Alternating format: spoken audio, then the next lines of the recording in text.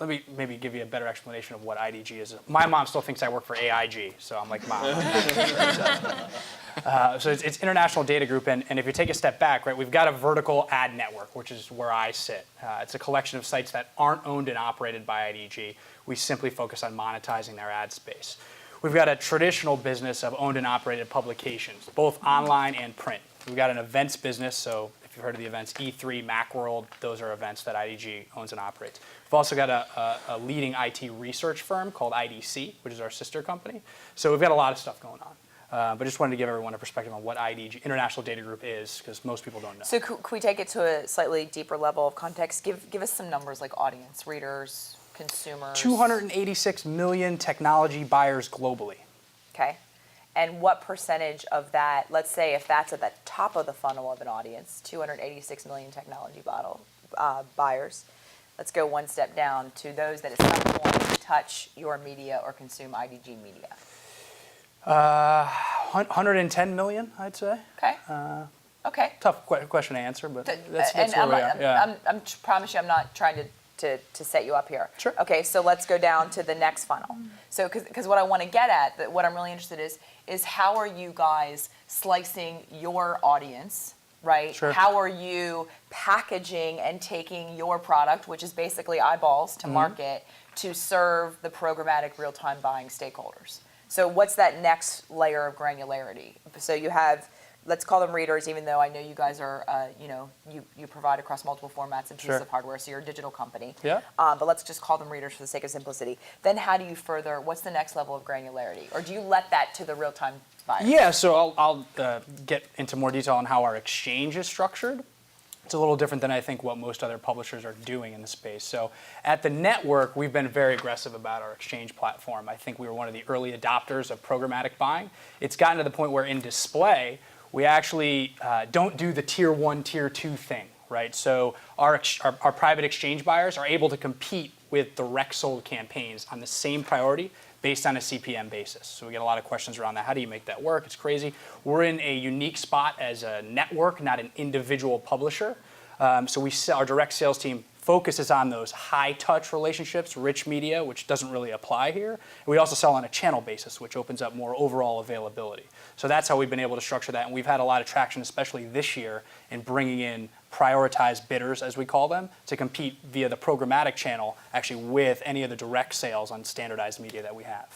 Okay, so I'm going to, because most of us, I think, here are on the media buying side of it. So I'm going to ask you to help me translate that. So just maybe I understand it is when we talk about, I mean, how do you slice that, right? Like how do you, I mean, and that's what I guess what I'm asking is, if you talk about channels, if you talk about whether or not they're tech buyers per se, like what audiences can I come, if I come to you, can you sell me basically? Sure.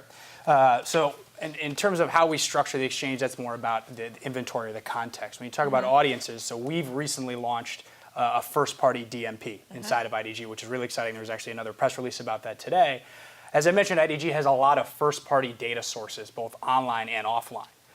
It's crazy. We've got websites like CIO.com selling out at triple-digit CPMs. Up until this point, they've never done anything with their first-party data online.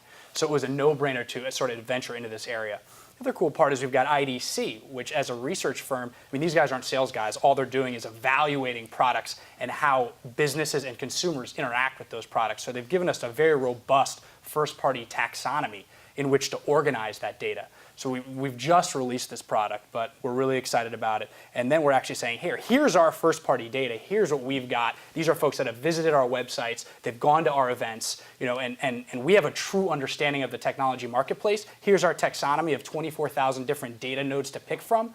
Layer that on our premium inventory, whether it be programmatically, whether it be through traditional ad serving methods, whether it be in display or in video, and let's go from there. So that's sort of the offering around audiences and data. And I think, so the reason I just kind of set it up like that is because the common theme here is everybody has a lot of work to do to enable this, right?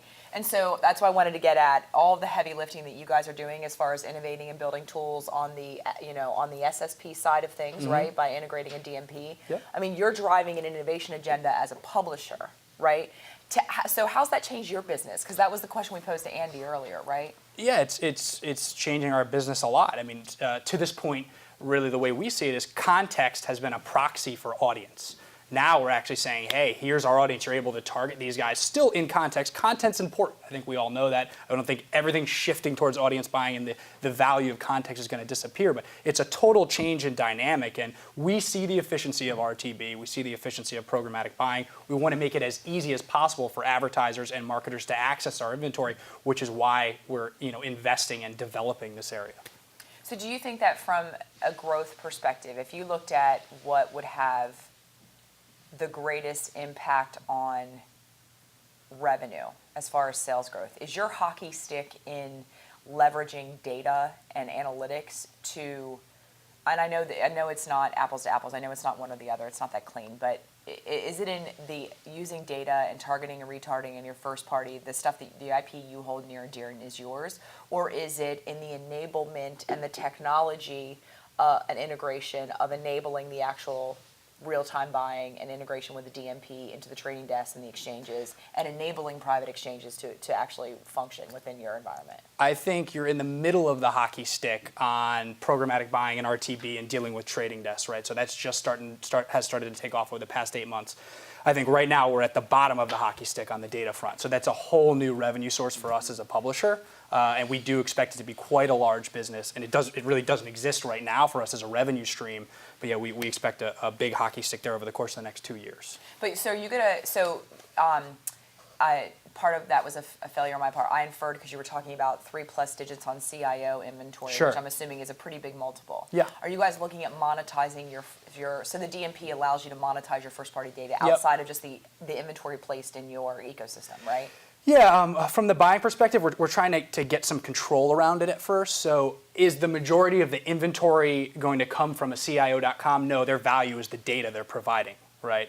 And we have a couple different businesses. We have a consumer group, which sort of straddles the line. They bring a lot of valuable data to the table, but they also, to some extent, are an inventory source.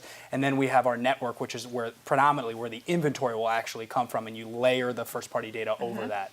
So that's the way that is structured. So to answer your question, are we going to run a ton of volume, a data-targeted volume on CIO.com? No, probably not. They sell the vast majority of their inventory to 6 major advertisers directly.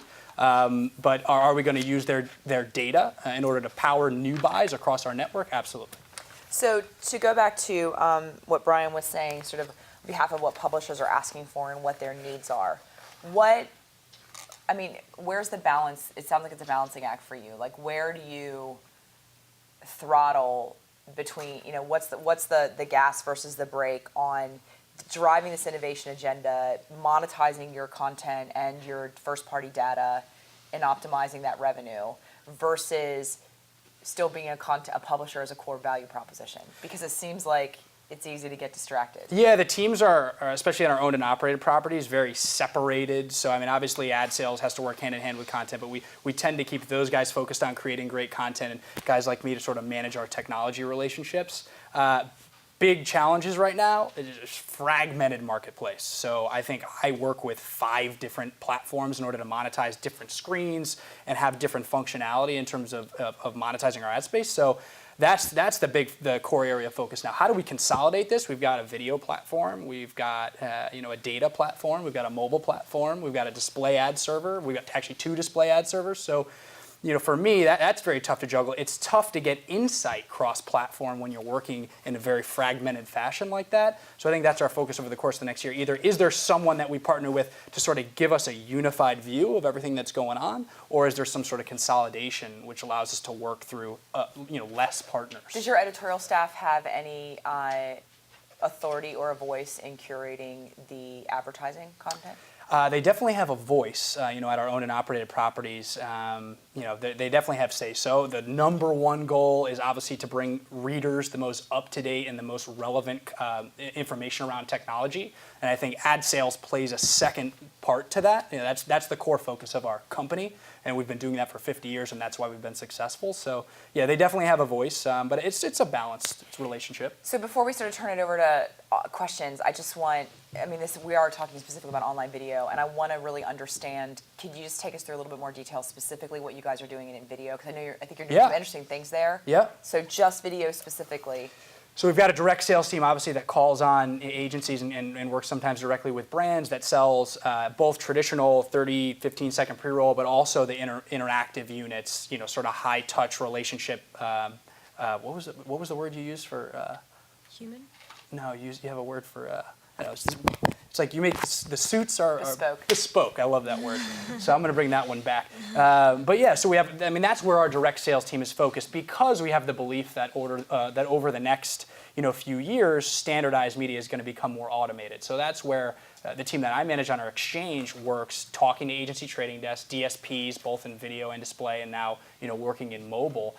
Sort of that automated trading on anything that's scalable and is standardized. When we're staffing out a team there, I think a lot of publishers haven't done that yet. There's a little bit of a fear factor, and they don't really understand what's going on in this whole ad tech space. I'm actually going up to present to our company at a global event next week, and I've got the Lumascape ready to go up, and I think these people, their heads are going to spin off, right? Traditional publishers, they don't really know what's going on, so that's a challenge, but that's the way we've sort of separated our company on the sales front.